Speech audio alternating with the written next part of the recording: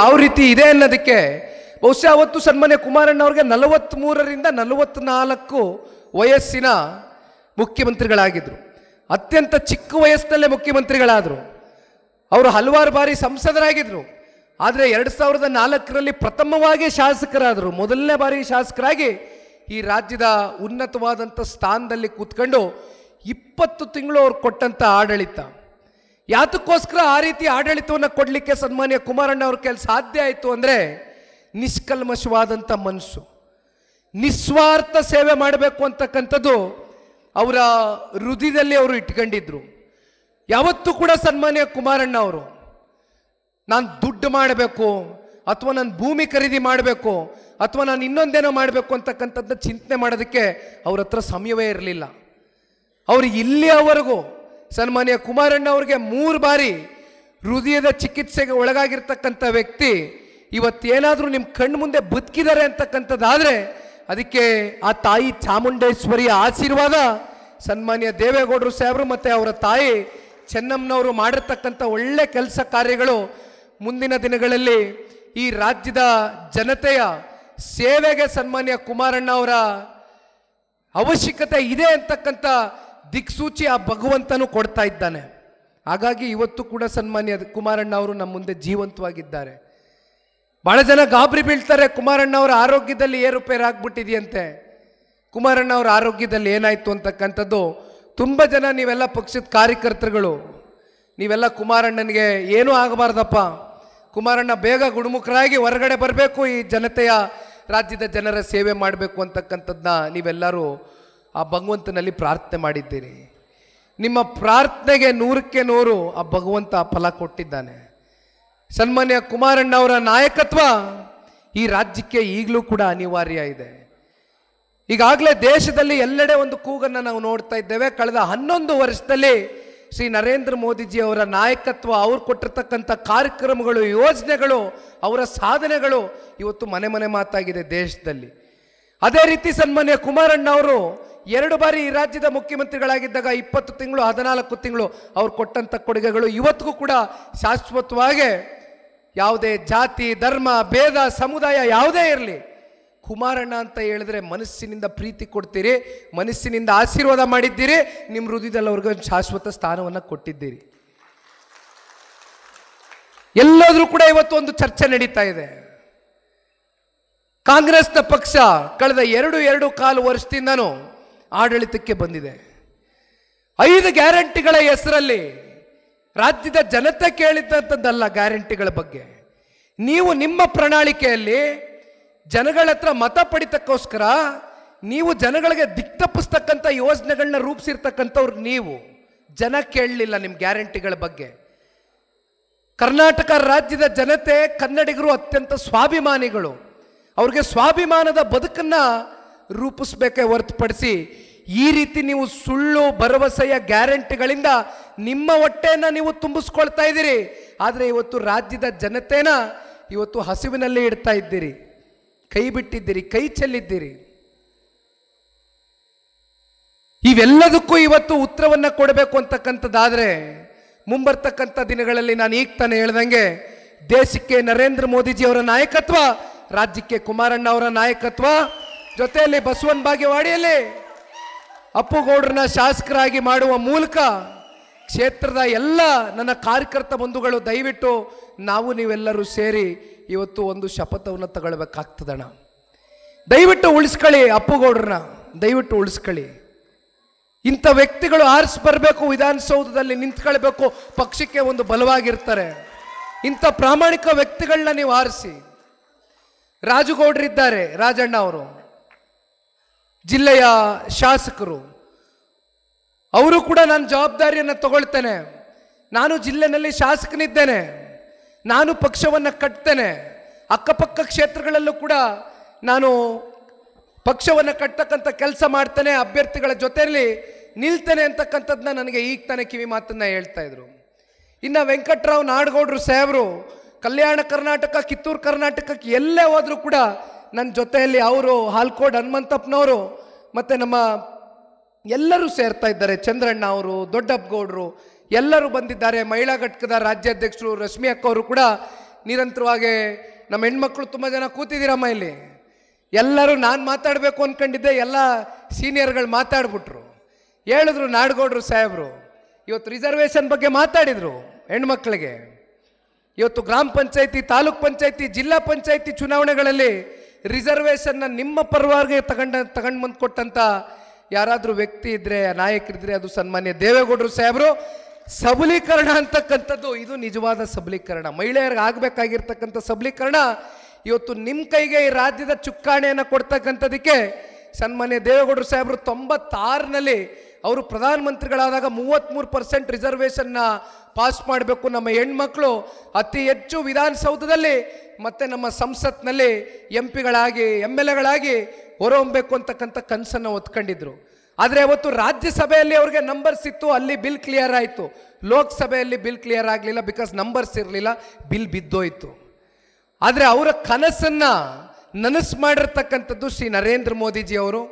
ಹಾಗಾಗಿ ನೀವು ಇದೆಲ್ಲವನ್ನು ನೋಡಿದಾಗ ನಿಮ್ಗೆ ಅನ್ನಿಸ್ಬೋದು, ಸನ್ಮಾನ್ಯ ಈ ದೇಶದ ಗೌರವಾನ್ವಿತ ಪ್ರಧಾನಮಂತ್ರಿಗಳು ದೇವೇಗೌಡರು ಸಾಹೇಬ್ರನ್ನ ಎಷ್ಟು ಅವರು ಹತ್ತಿರದಿಂದ ಅವರ ಕಾರ್ಯಕ್ರಮಗಳ ಬಗ್ಗೆ ಅತ್ಯಂತ ಸೂಕ್ಷ್ಮವಾಗಿ ಅದನ್ನು ಅರ್ಥ ಮಾಡ್ಕೊಂಡಿದ್ದಾರೆ ಅನ್ನೋದಕ್ಕೆ 2018ರಲ್ಲಿ ಇದೇ ಕಾಂಗ್ರೆಸ್ನವ್ರು ಬಂದು ನಮ್ಮ ಮನೆ ಬಾಗಿಲಿಗೆ ನಿಂತ್ಕೊಂಡು ಕುಮಾರಣ್ಣನ ಮುಖ್ಯಮಂತ್ರಿ ಮಾಡ್ತೀನಿ ಅಂತ ಬಂದರು. ನಾವೇನು ಕಾಂಗ್ರೆಸ್ನವ್ರು ಕದ ತಟ್ಟದವ್ರಲ್ಲ, ಕಾಂಗ್ರೆಸ್ ಅವ್ರು ಬಂದರು, 5 ವರ್ಷಗಳ ಕಾಲ ನಿಮ್ಮನ್ನು ಮುಖ್ಯಮಂತ್ರಿ ಮಾಡ್ತೀನಿ ಅಂದರು. ಸನ್ಮಾನ್ಯ ಸಿದ್ದರಾಮಣ್ಣ ಅವರು ಕೋಆರ್ಡಿನೇಷನ್ ಕಮಿಟಿಯ ಅಧ್ಯಕ್ಷರವತ್ತು,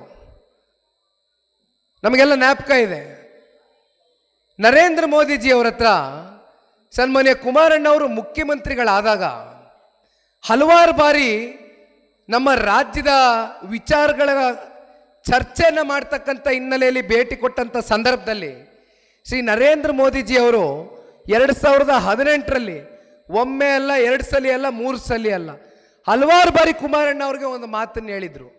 ನೋಡಿ, ನಿಮ್ಮಂಥ ನಾಯಕರು ದಯವಿಟ್ಟು ನಾವೊಂದು ಮಿತ್ರ ಪಕ್ಷವಾಗಿ ಹೊರಹೊಮ್ಮಬೇಕಾಗ್ತದೆ, ನಿಮ್ಮಂಥ ನಾಯಕರ ಅಗತ್ಯತೆ ಈ ಕರ್ನಾಟಕ ರಾಜ್ಯಕ್ಕೆ ಬಹಳ ಇದೆ, ದಯವಿಟ್ಟು ಬನ್ನಿ, ನಾನು ನನ್ನ ಎಕ್ಸ್ಟೆಂಡೆಡ್ ಸಪೋರ್ಟನ್ನು ಕೊಡ್ತೇನೆ, ಸಂಪೂರ್ಣವಾಗಿ ನಾನು ಬೆಂಬಲವನ್ನು ಕೊಡ್ತೇನೆ.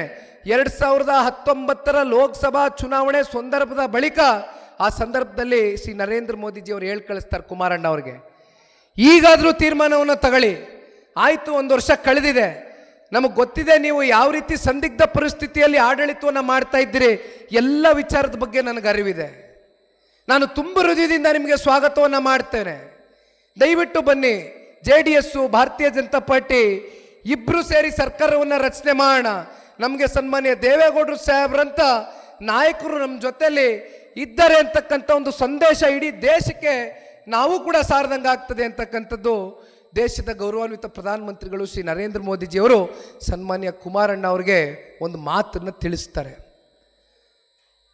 ಬಹುಶಃ ಅವತ್ತು ಕೂಡ ಕುಮಾರಣ್ಣ ಅವರು ಏನಾದರೂ ನಿರ್ಧಾರವನ್ನು ತಗೊಂಡಿದ್ದಿದ್ರೆ 5 ವರ್ಷಗಳ ಕಾಲ ಮುಖ್ಯಮಂತ್ರಿಗಳಾಗಿ ಮುಂದುವರೆದಿರೋರು. ಯಾಕೆ ಇದನ್ನೆಲ್ಲ ಹೇಳ್ತಾ ಇದ್ದೀನಿ ಅಂದರೆ, ಕಾಂಗ್ರೆಸ್ನವ್ರು ನಮ್ಮ ಬಗ್ಗೆ ಇಷ್ಟು ಮಾತನಾಡ್ತಾರಲ್ಲ, ಸನ್ಮಾನ್ಯ ದೇವೇಗೌಡರು ಸಾಹೇಬರು 2006ರಲ್ಲೂ ಕೂಡ ಕುಮಾರಣ್ಣ ಅವರು BJP ಜೊತೆ ಸರ್ಕಾರ ರಚನೆ ಮಾಡಿದಂಥ ಸಂದರ್ಭದಲ್ಲಿ ಪೂರ್ಣ ಮನಸ್ಸಿನಿಂದ ಆಶೀರ್ವಾದ ಮಾಡಿದಂಥವ್ರಲ್ಲ, ಅದು ಇಡೀ ರಾಜ್ಯಕ್ಕೆ ಗೊತ್ತಿದೆ. ಆದರೆ ದೇವೇಗೌಡರು ಸಾಹೇಬ್ರನ್ನ ಕಾಂಗ್ರೆಸ್ಸು ಯಾವ ರೀತಿ ಬಳಸ್ಕೊಳ್ತು, ಯಾವ ರೀತಿ ಅವರ ನಾಯಕತ್ವಕ್ಕೆ ಸಿಕ್ಕಬೇಕಾದಂಥ ಗೌರವವನ್ನು ಕೊಡ್ದಿರ ಅವ್ರನ್ನ ಯಾವ ರೀತಿ ನಡೆಸ್ಕೊಂಡ್ರು ಅಂತಕ್ಕಂಥ ನಿದರ್ಶನಗಳು ಸಾಕಷ್ಟು ನಮ್ಮ ಕಣ್ಮುಂದೆ ಇದೆ. ಇವೆಲ್ಲವನ್ನ ನೋಡಿ ಬೇಸತ್ತು ಕೊನೆಗೆ ಈ ರಾಜ್ಯದ ಸಮಗ್ರ ಅಭಿವೃದ್ಧಿಗೆ, ಅದರಲ್ಲೂ ಶ್ರೀ ನರೇಂದ್ರ ಮೋದಿಜಿಯವರಂಥ ನಾಯಕತ್ವಕ್ಕೆ ಕನ್ನಡಿಗರು ಇವತ್ತು ಒಂದು ಕೊಡುಗೆಯಾಗಿ ಸನ್ಮಾನ್ಯ ದೇವೇಗೌಡರು ಸಾಹೇಬರು, ಕುಮಾರಣ್ಣ ಅವರು ಜೊತೆಯಲ್ಲಿ ಶ್ರೀ ನರೇಂದ್ರ ಮೋದಿಜಿಯವರು ಇವತ್ತು ಅವರ ಒಂದು ಸಮ್ಮಿಲನ ಏನಿದೆ, ಮತ್ತೊಮ್ಮೆ ಹೇಳ್ತೇನೆ, ನನ್ನ ಮಾಧ್ಯಮದ ಸ್ನೇಹಿತರಿಗೂ ಹೇಳ್ತೇನೆ, ಭಾಳ ಜನ ಅಂದ್ಕೊಂಡಿರ್ಬೋದು JDS ಮತ್ತು ಭಾರತೀಯ ಜನತಾ ಪಾರ್ಟಿಯ ಮಿತ್ರತ್ವದಲ್ಲಿ ಏನೋ ಬಿರ್ಕಾಗ್ಬಿಟ್ಟಿದೆ, ಏನೋ ಸಮಸ್ಯೆ ಆಗ್ಬಿಡುತ್ತೆ, ಮುಂದುವರಿಯೋದಿಲ್ಲ ಈ ಮಿತ್ರತ್ವ ಅಂತ. ಇವತ್ತು ಈ ವೇದಿಕೆ ಮೇಲೆ ಹೇಳ್ತೇನೆ, ಸನ್ಮಾನ್ಯ ದೇವೇಗೌಡರು ಸಾಹೇಬರಾಗಲಿ, ವಿಶೇಷವಾಗಿ ನಾನು ದೇವೇಗೌಡರು ಸಾಹೇಬ್ರ ಬಗ್ಗೆನೇ ಒತ್ತಿ ಹೇಳ್ತೇನೆ, ಅವರು ತಗೊಂಡಂಥ ಯಾವುದೇ ನಿರ್ಧಾರ ಇಲ್ಲಿಯವರೆಗೂ ಆ ನಿರ್ಧಾರದಲ್ಲಿ ಒಂದು ಸ್ಪಷ್ಟತೆ ಇರುತ್ತೆ, ಒಂದು ಬದ್ಧತೆ ಇರುತ್ತೆ. ಅವರು ಬೆಳಗ್ಗೆ ಒಂದು, ಮಧ್ಯಾಹ್ನ ಒಂದು, ರಾತ್ರಿ ಒಂದು ನಿರ್ಧಾರವನ್ನು ಬದಲಾವಣೆ ಮಾಡ್ತಕ್ಕಂಥ ನಾಯಕತ್ವ ಅಲ್ಲ ಸನ್ಮಾನ್ಯ ದೇವೇಗೌಡರು ಸಾಹೇಬರದು. ಪೂರ್ಣ ಪ್ರಮಾಣದ ಮನಸ್ಸಿನಿಂದ ಇವತ್ತು ಜನತಾದಳ ಪಕ್ಷ, ಭಾರತೀಯ ಜನತಾ ಪಾರ್ಟಿ ಕಳೆದ ಸಂಸತ್ ಚುನಾವಣೆಯಲ್ಲಿ ಒಗ್ಗಟ್ಟಾಗಿ ಕೆಲಸವನ್ನು ಮಾಡಿದ್ದೇವೆ. ಇದೇ 2019 ಲೋಕಸಭಾ ಚುನಾವಣೆ ಸಂದರ್ಭದಲ್ಲಿ ಕಾಂಗ್ರೆಸ್ಸು ಮತ್ತು JDS ಸಮ್ಮಿಶ್ರ ಸರ್ಕಾರದಲ್ಲಿತ್ತು. ಆಗ ದೇವೇಗೌಡರು ಸಾಹೇಬರನ್ನ ತುಮಕೂರಿಗೆ ಕರ್ಕೊಂಡೋಗಿ ಸೋಲಿಸಿದಂಥವ್ರು ಇದೇ ಕಾಂಗ್ರೆಸ್ ಅವರು. ಮಂಡ್ಯದಲ್ಲಿ ನನ್ನ ಸೋಲಿಗೆ ಕಾರಣ ಆದಂಥವ್ರು ಇದೇ ಕಾಂಗ್ರೆಸ್ ಅವರು. ಯಾಕಿದನ್ನೆಲ್ಲ ಹೇಳ್ತಾ ಇದ್ದೀನಿ ಅಂದರೆ, ಕೇಂದ್ರದಲ್ಲಿ ರಾಜ್ಯ ಮಟ್ಟದಲ್ಲಿ ಎರಡು ಪಕ್ಷದ ನಾಯಕರುಗಳ ಹೊಂದಾಣಿಕೆ ಆಗಲಿ, ಸಮ್ಮಿಲನ ಆಗಲಿ ಆಗ್ತಕ್ಕಂಥದ್ದು ದೊಡ್ಡ ವಿಚಾರ ಅಲ್ಲ. ಆದರೆ ನಮ್ಮ ಸಮ್ಮಿಲನ ಅದು ಫಲಿತಾಂಶದ ಮೂಲಕ ಒಂದು ಫಲಕಾರಿಯಾಗಿ ಹೊರಹೊಮ್ಮಬೇಕು ಅಂತಕ್ಕಂಥದ್ದಾದರೆ ತಳಮಟ್ಟದ ಎರಡು ಪಕ್ಷದ ಕಾರ್ಯಕರ್ತರುಗಳು ಪರಸ್ಪರ ಹೊಂದಾಣಿಕೆ, ವಿಶ್ವಾಸ, ಗೌರವದಿಂದ ಹೆಜ್ಜೆಯನ್ನು ಹಾಕಬೇಕಾಗ್ತದೆ. ಅದನ್ನು ಕಳೆದ ಸಂಸತ್ ಚುನಾವಣೆಯಲ್ಲಿ ಎರಡೂ ಪಕ್ಷದ ಕಾರ್ಯಕರ್ತರು ಇವತ್ತು ಸ್ವಾಗತವನ್ನು ಮಾಡ್ಕೊಂಡಿದ್ದೇವೆ, ಈ ಮಿತ್ರತ್ವವನ್ನು. ಹೀಗಿದ್ದಾಗ ನಮ್ಮ ಮುಂದೆ ಇನ್ನೊಂದು ದೊಡ್ಡ ಸವಾಲು ಕೂಡ ಎದುರಿಸ್ತೇವೆ. ನಿಮಗೆ ಗೊತ್ತಿದೆ, ಮುಂದಿನ ZPTP ಚುನಾವಣೆ ಬಗ್ಗೆ ನಾನು ಆಮೇಲೆ ಚರ್ಚೆ ಮಾಡ್ತೇನೆ. ಆದರೆ ಮುಂದಿನ ಶಾಸಕ ಸ್ಥಾನದ ಚುನಾವಣೆಯನ್ನು ನಾವೇನು ಎದುರಿಸ್ತೇವೆ, ಭಾರತೀಯ ಜನತಾ ಪಾರ್ಟಿ ಕಡೆಯಿಂದನೂ ಸಾಕಷ್ಟು ಪೈಪೋಟಿ ಇರುತ್ತೆ ಆಯಾ ಕ್ಷೇತ್ರಗಳಲ್ಲಿ. ಜನತಾದಳ ಪಕ್ಷದ ಅಭ್ಯರ್ಥಿಗಳು ಕೂಡ ಅಷ್ಟೇ ವೇಗವಾಗಿ ಸಂಘಟನೆಯನ್ನು ಮಾಡಬೇಕಾಗ್ತದೆ. ಯಾಕೆ ಇದನ್ನು ನಾನು ನಿಮ್ಮ ಮುಂದೆ ಹೇಳ್ತಾ ಇದ್ದೀನಿ ಅಂದರೆ, ಸನ್ಮಾನ್ಯ ದೇವೇಗೌಡರು ಸಾಹೇಬರು, ಕುಮಾರಣ್ಣ ಅವರು ಒಂದು ತಿಂಗಳಿಂದ ನಡೆದಂಥ ಜನರೊಂದಿಗೆ ಜನತಾದಳ ಕಾರ್ಯಕ್ರಮದಲ್ಲಿ JP ಭವನದ ಕಚೇರಿಯಲ್ಲಿ ಇಡೀ ರಾಜ್ಯಕ್ಕೆ ಮಾಧ್ಯಮದ ಸ್ನೇಹಿತರು ಮುಂದೆನೇ ಒಂದು ಸಂದೇಶವನ್ನು ಪಕ್ಷದ ಕಾರ್ಯಕರ್ತರು ಕೊಟ್ಟಿದ್ದಾರೆ. ಅದು ಏನಪ್ಪ ಅಂದರೆ, ನೀವು ಎಷ್ಟು ವೇಗವನ್ನು ತಗೊಳ್ತೀರಿ, ನೀವು ಎಷ್ಟು ತಳಮಟ್ಟದಿಂದ ನಿಮ್ಮ ಬೂತ್ಗಳಲ್ಲಿ ಸಂಘಟನೆಯನ್ನು ಬಿಗಿಪಡಿಸ್ಕೊಳ್ತೀರಿ, ಅಷ್ಟು ನಮಗೆ ಕೇಂದ್ರದ ದೆಹಲಿಯ ನಾಯಕರ ಜೊತೆ ಕೂತ್ಕೊಂಡು ಚರ್ಚೆ ಮಾಡಿ ನಿಮ್ಮ ಪರವಾಗಿ ಟಿಕೆಟನ್ನು ತಗೊಂಡು ಬರ್ತಕ್ಕಂಥದ್ದಕ್ಕೆ ದಯವಿಟ್ಟು ನೀವು ನಮಗೆ ಶಕ್ತಿಯನ್ನು ತುಂಬಬೇಕಾಗ್ತದೆ. ಇದನ್ನು ಒಂದು ಸವಾಲಾಗಿ ಸ್ವೀಕಾರ ಮಾಡೋಣ, ಇದನ್ನು ಒಂದು ಸವಾಲಾಗಿ ಸ್ವೀಕಾರ ಮಾಡೋಣ. ಹಿಂದೆ ನಾವು ಸ್ವತಂತ್ರವಾಗಿ ಚುನಾವಣೆ ಮಾಡ್ತಾ ಇದ್ವು. ಆಗ 6 ತಿಂಗಳಿದ್ದಂಗೋ 3 ತಿಂಗಳಿದ್ದಂಗೋ ನಾವು ಭಾಳ ಹತ್ತಿರದಿಂದ ನೋಡ್ಕೊಂಡು ಬಂದಿದ್ದೇವೆ. ಭಾಳ ಜನ ಕನಸಿರ್ಬೋದು, ಇನ್ನೂ 3 ವರ್ಷ ಇದೆಯಲ್ಲ ಚುನಾವಣೆಗೆ, ಇಷ್ಟು ಬೇಗ ನಿಖಿಲ್ ಕುಮಾರಸ್ವಾಮಿ ಬಂದಿದ್ದಾನಲ್ಲ ಪ್ರವಾಸಕ್ಕೆ, ಏನು ವಿಷಯ ಅಂತ. ಆದರೆ ಇವತ್ತು ನಾನು ಇಲ್ಲಿ ಬಂದು ನಿಂತಿರ್ತಕ್ಕಂಥದ್ದು ಕೊನೆ ಹಂತದಲ್ಲಿ 6 ತಿಂಗಳು, 3 ತಿಂಗಳು, 2 ತಿಂಗಳಿದ್ದಂಗೆ ನಿಮ್ಮ ಜೊತೆನಲ್ಲಿ ಬಂದು ನಾನು ಚುನಾವಣೆ ಮಾಡಿದ್ರೆ ನನಗೂ ಕೂಡ ಕ್ಷೇತ್ರದಲ್ಲಾಗಲಿ, ಆ ಜಿಲ್ಲೆನಲ್ಲಾಗಲಿ, ಇಡೀ ರಾಜ್ಯದಲ್ಲಿ ನಮ್ಮ ಅಭ್ಯರ್ಥಿಗಳು ಯಾವ ರೀತಿ ಹೆಜ್ಜೆ ಆಗ್ತಾ ಇದ್ದಾರೆ, ನಮ್ಮ ಕಾರ್ಯಕರ್ತರು ಎಷ್ಟು ಬಲವಾಗಿ ಸಂಘಟನೆ ಮಾಡ್ತಾ ಇದ್ದಾರೋ ಇಲ್ವೋ ಅಂತಕ್ಕಂಥದ್ದು ಇವತ್ತು ನಾನು ಕೂಡ ಅರ್ಥ ಮಾಡ್ಕೊಳ್ಬೇಕಾಗಿದೆ. ಹಾಗಾಗಿ ಇಷ್ಟು ಬೇಗ ನಿಮ್ಮ ಮುಂದೆ ಬಂದು ನಿಂತಿದ್ದೇನೆ. ಯಾರು ಇಟ್ಟಂಥ ಕಾಲನ್ನು ವಾಪಸ್ ತಗೊಳ್ತಾರೆ ಅನ್ನೋ ನನಗೆ ಗೊತ್ತಿಲ್ಲ. ನಾನಂತೂ ಇಟ್ಟಿರ್ತಕ್ಕಂಥ ಹೆಜ್ಜೆನ ವಾಪಸ್ ತಗೊಳ್ತಕ್ಕಂಥ ಪ್ರಶ್ನೆನೇ ಇಲ್ಲ. ಜನತಾದಳ ಪಕ್ಷ 2004ರಲ್ಲಿ 58 ಸ್ಥಾನ ಗಳಿಸಿತ್ತು. ಈ ಬಾರಿ 2028ರಲ್ಲಿ ಅದಕ್ಕಿಂತ ಹೆಚ್ಚಾದಂಥ ಸ್ಥಾನವನ್ನು ಗಳಿಸ್ತಕ್ಕಂಥದಕ್ಕೆ ಇವತ್ತು ನಿಖಿಲ್ ಕುಮಾರಸ್ವಾಮಿಯ ಜೊತೆಯಲ್ಲಿ ಪಕ್ಷದ ಎಲ್ಲ ಅಭ್ಯರ್ಥಿಗಳು ಕೂಡ ಇವತ್ತು ಛಲದಿಂದ ನಾವು ಹೊರಟಿದ್ದೇವೆ. ಯಾವ ಕಾರಣಕ್ಕೂ ಕೂಡ ಇವತ್ತು ಜನರೊಂದಿಗೆ ಜನತಾದಳ ಕಾರ್ಯಕ್ರಮ ಏನು ಪ್ರಾರಂಭ ಆಗಿದೆ, ಈ ಕಾರ್ಯಕ್ರಮ ನಿಲ್ತಕ್ಕಂಥ ಪ್ರಶ್ನೆ ಇಲ್ಲ. ಜನರಿಗೋಸ್ಕರ, ಜನರ ಜೊತೆಯಲ್ಲಿ, ಜನರ ಪರವಾಗಿ, ಜನರ ಧ್ವನಿಯಾಗಿ ಜನತಾದಳ ಪಕ್ಷ ನಿರಂತರವಾಗಿ ಕೆಲಸವನ್ನು ಮಾಡ್ಕೊಂಡು ಬರ್ತಾ ಇದ್ದೆ. ಈಗಲೂ ಕೂಡ ಇನ್ನು ಮುಂದಿನ 3 ವರ್ಷಗಳ ಕಾಲ ಈ ಸರ್ಕಾರದ ಭ್ರಷ್ಟಾಚಾರ, ವೈಫಲ್ಯತೆ, ಹಗರಣಗಳು, ಪ್ರತಿನಿತ್ಯ ರೈತರ ವಿರೋಧವಾಗಿ ಆಗ್ತಾ ಇರ್ತಕ್ಕಂಥ ಜನವಿರೋಧಿ, ರೈತ ವಿರೋಧಿ ಈ ಕಾಂಗ್ರೆಸ್ ಭ್ರಷ್ಟ ಸರ್ಕಾರವನ್ನು ಕಿತ್ತೊಗಿತಕ್ಕವರವರೆಗೂ ನಾವೆಲ್ಲರೂ ಕೂಡ ಕೈ ಜೋಡಿಸಿ ಹೋರಾಟವನ್ನು ಮಾಡೋದಣ. ಸಮಯ 9:15 ಗಂಟೆ ಆಗಿದೆ. ಅಪ್ಪುಗೌಡರು ಮನೆಯಲ್ಲಿ ಖಡಕ್ ರೊಟ್ಟಿ ವ್ಯವಸ್ಥೆ ಮಾಡ್ಕೊಂಡಿದ್ದಾರೆ, ಶೇಂಗಾ ಖಡಕ್ ರೊಟ್ಟಿ ಎಲ್ಲ ಮಾಡಿದ್ದಾರೆ. ಹಾಗಾಗಿ ಊಟ ಮಾಡ್ಕೊಂಡು ಅಲ್ಲಿಂದ ನಾನು ಬಾದಾಮಿಗೆ ತೆರಳಬೇಕು. 2 ಗಂಟೆ ಕಾರ್ನಲ್ಲಿ ಹೋಗ್ಬೇಕಾಗ್ತದೆ. ನಾಳೆ ಬಾದಾಮಿನಲ್ಲಿ ಮತ್ತೊಂದು ಜನರೊಂದಿಗೆ ಜನತಾದಳ ಕಾರ್ಯಕ್ರಮ ಇದೆಯಣ್ಣ. ಮತ್ತೊಮ್ಮೆ ನೋಡಿ, ಇವತ್ತು ದೊಡ್ಡಪ್ಪಗೌಡರು ಮಾತಾಡ್ಬೇಕಾದ್ರೆ ಹೇಳ್ತಾ ಇದ್ರು, ಇಲ್ಲಿ ಯಾರು ದುಡ್ಡು ಕೊಟ್ಟು ತಂದಂಥ ಜನ ಅಲ್ಲ, ಮನಸ್ಪೂರ್ವಕವಾಗಿ ನಮ್ಮನ್ನೆಲ್ಲ ಬೆಳೆಸಿ ಹರಿಸಿರ್ತಕ್ಕಂಥ ಕಾರ್ಯಕರ್ತರು, ಜನಗಳು ಇವತ್ತು ಇಲ್ಲಿ ಬಂದು ನಿಂತಿದ್ದೀರಿ. ಅಪ್ಪುಗೌಡರ ಅಭಿಮಾನಿಗಳು, ಪಕ್ಷದ ಹಿತೈಷಿಗಳು ಎಲ್ಲರೂ ಬಂದು ನಿಂತಿದ್ದೀರಣ್ಣ. ನಾವು ನೀವೆಲ್ಲರೂ ಸೇರಿ ಜನತಾದಳ ಪಕ್ಷವನ್ನು ಕಟ್ತಕ್ಕಂಥ ಪ್ರಾಮಾಣಿಕ ಕೆಲಸವನ್ನು ಮಾಡೋಣ ಅಂತಕ್ಕಂಥದ್ದನ್ನ ಹೇಳ್ತಾ ಮತ್ತೊಮ್ಮೆ ಅಪ್ಪುಗೌಡರ ನೇತೃತ್ವದಲ್ಲಿ ಈ ಕಾರ್ಯಕ್ರಮ ಇಷ್ಟು ಅಚ್ಚುಕಟ್ಟಾಗಿ ಇಷ್ಟು ಯಶಸ್ವಿಯಾಗಿ ನೆರವೇರಿದೆ. ಅಪ್ಪುಗೌಡರಿಗೆ ತುಂಬ ಹೃದಯದ ಧನ್ಯವಾದಗಳು, ಅಭಿನಂದನೆಗಳು ಅಪ್ಪುಗೌಡ್ರೆ. ಜೈ ಹಿಂದ್, ಜೈ ಕರ್ನಾಟಕ, ಮತ್ತೆ ಜೈ JDS. ದಯವಿಟ್ಟು ಎಲ್ಲ ಕಾರ್ಯಕರ್ತ ಬಂಧುಗಳು ಕೂಡಬೇಕು. ನಿಖಿಲ್ ಕುಮಾರಸ್ವಾಮಿ ಅವರಿಗೆ ಸನ್ಮಾನ ಕಾರ್ಯಕ್ರಮ ಇರ್ತೈತಿ.